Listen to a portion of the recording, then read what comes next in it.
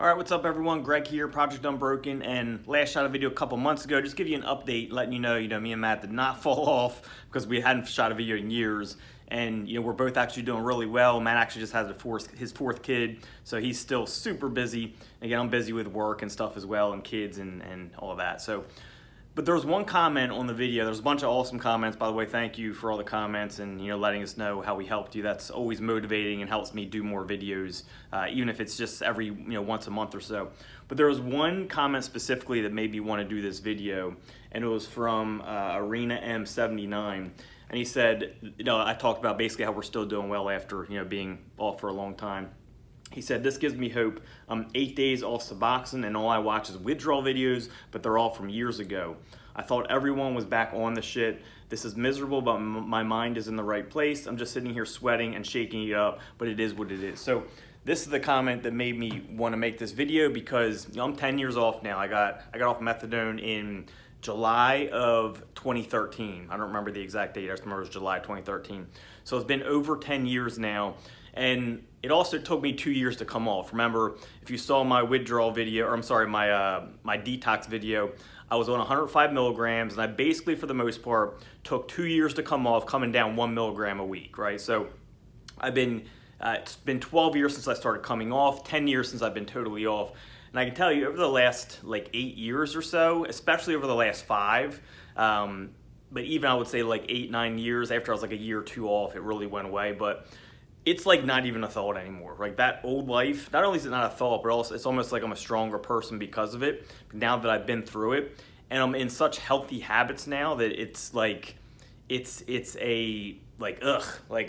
even, I don't even want to talk about it. Whereas maybe the first year or so, maybe a couple years, here and there I would get that itch sometimes. That would be kind of nice to do it again, right? To get that feeling again. But the further you get away and the more positive habits you get, the more that becomes because you realize that that's short term, right? Whereas as you move out of that and move into more positive habits, you realize that threatens everything you have. So once you move forward and build those positive habits and you're actually truly happy and you realize what the drugs were doing, which was temporary happiness, at that time the drugs become stay away from me. And that's where I've been for a very long time. So for those of you who are in a spot where maybe you're currently going through withdrawal or you're newly out of addiction, it goes away as long as you're doing the right things. You have to get away from all those people you were around before. And that's one of the best things methadone did for me. When I was on Suboxone, for me personally, it was more a crutch for me, right? When I was on Suboxone, I would just take it when I couldn't use, and I would try to take it for a while, and maybe a couple weeks I'd be clean, but then I'd be I can go use because I got my Suboxone. Whereas methadone, for me, it was an everyday thing, and if I tried to use, which I did in the beginning, it wouldn't work, right? The methadone would basically block it.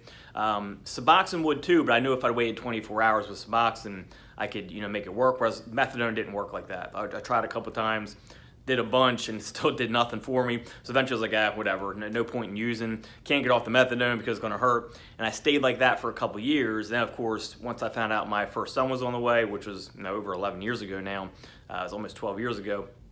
Actually over 12 years ago because he's 11 and a half. So I would have found out a little over 12 years ago.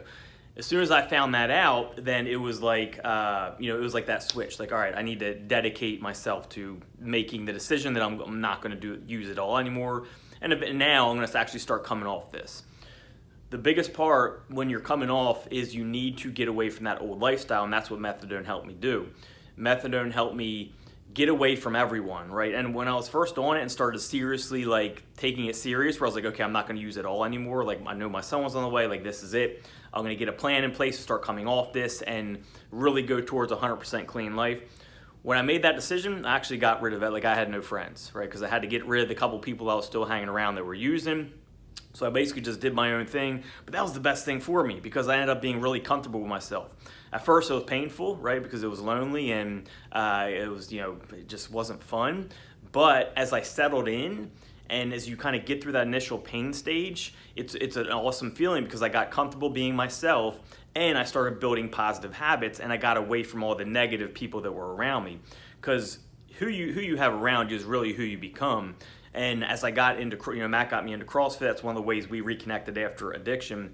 that was a whole new positive community. And when I was there doing CrossFit, it was positive habits, right? I'm working out, I'm treating my body right. That made me want to eat better. I stopped smoking cigarettes. I was around positive people, started meeting new friends. And then outside of that, there was another comment from a friend of mine who I've been friends with for a long time, Kath. And she said, let me bring up her comment. She said, because this kind of helped me, with more in this video. She said, I always love hearing from you. Pickleball, I learn something new about you every day, Greg. I have friends trying to get me to play, but haven't had time yet. I didn't realize you were coaching CrossFit either. I'd go back to CrossFit if you were my coach. So Kath's been a longtime friend. She was at my wedding, and just her bringing up pickleball. So like positive habits, right? Pickleball, I love pickleball. I actually built a court in my backyard. I love it so much. And it's something that I look forward to, right? It's a positive habit that's not drugs, right? You don't want the short-term stuff. It's a positive habit that not only are you building relationships through it, so I have a lot of pickleball friends now who are really good people, but also I look forward to the days I play pickleball. It gives you things to look forward to in life. Same thing with CrossFit. I still do CrossFit, I coach CrossFit. That helps me help people in a different way, and that's why I love coaching CrossFit. I also do CrossFit. I'm actually getting ready to get back into jiu-jitsu. That's a very big challenge for me, going in and physically challenging myself against other people. Positive habits, okay? So as you get out of addiction, especially as you first come out, it seems like there's never any hope, right? Like it seems like a tall mountain to climb, but you have to realize you got to take it step by step. And the biggest thing is getting rid of all those people around you that are negative at all. You can't have negativity around you. Anyone that uses around you, you have to get rid of them, because if you have a bad day, it's very easy for you to go to them and be right back in the cycle. And all it takes is a couple times and you're right back in that cycle.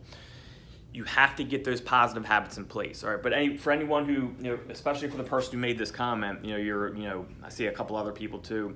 5 days, this other person said, 5 days into being off 6 milligrams of methadone, 12 years on maintenance, and finding this channel has given me a boost when I seriously feel like I'm falling apart.